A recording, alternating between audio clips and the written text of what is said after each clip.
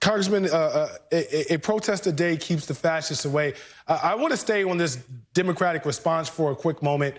What does it say to the public when you have someone like Al Green step up in the way that he did, and you have 10 Democrats who vote in line of censure for that congressman? It does not seem like there is a coordinated response in terms of the actual pushback. And I'm just wondering what the takeaway should be in terms of Democratic messaging for the public. Well, look, that's a fair criticism. We've stayed overwhelmingly unified through this, and I think it is a valid critique that we did not have one single strategic plan going into Donald Trump's address on that night, whether it was boycott, walkout, sign waving, heckling interruption, which is what Marjorie Taylor Greene repeatedly did to Joe Biden. Of course, Biden dealt with that like a man and just responded to it. Donald Trump couldn't handle it because he doesn't have the verbal dexterity to respond. And so they had to have Al Green removed. But the last person who used a cane like that in the House of Representatives was Preston Brooks, who went over and beat the daylights out of Senator Charles Sumner before the Civil War. And he wasn't even censured for what he did, actually using a cane for violence as opposed just to get people's attention. And, Al Green was making a very strong, valid, substantive point, which is there is no mandate to destroy Medicaid.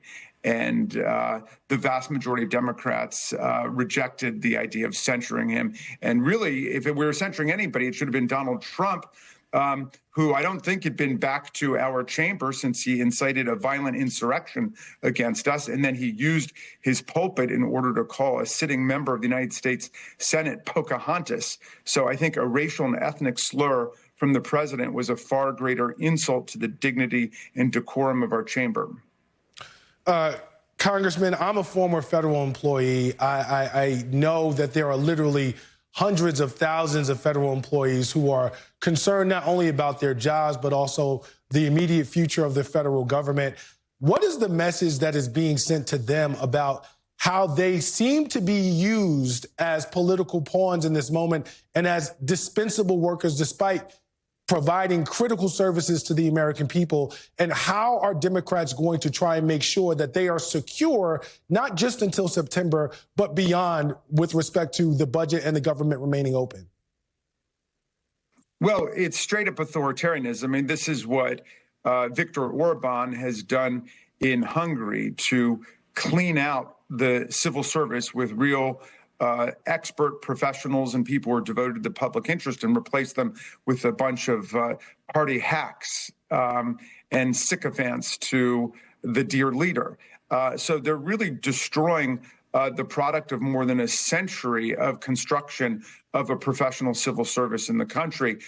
Fortunately, the Article 3 branch, the courts are stepping up to the plate right now as unions go in, as workers go in to vindicate their rights. And a lot of probationary employees have won preliminary relief in court. They're on probation, not because they did anything wrong. They're on probation because either they were just hired or they were promoted because of their excellence in their past performance. And I brought one of those workers, a doctor from NIH, Dr. Lauren McGee, my constituent, who leads as the chief biologist a unit working on childhood cancers. And she got sacked on Valentine's Day in that Valentine's Day massacre simply because she was a probationary employee. She was in that position because she had just been promoted. And I've met tons of my constituents who have nothing but superior evaluations who got sacked by Elon Musk.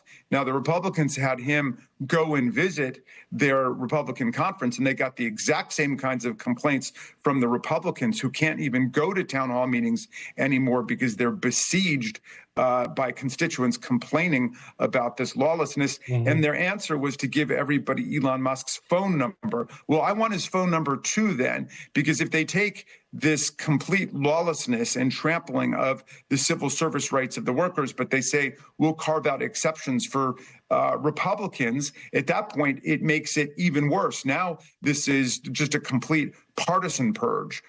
So they're violating the rights of civil service workers by making this a political purge.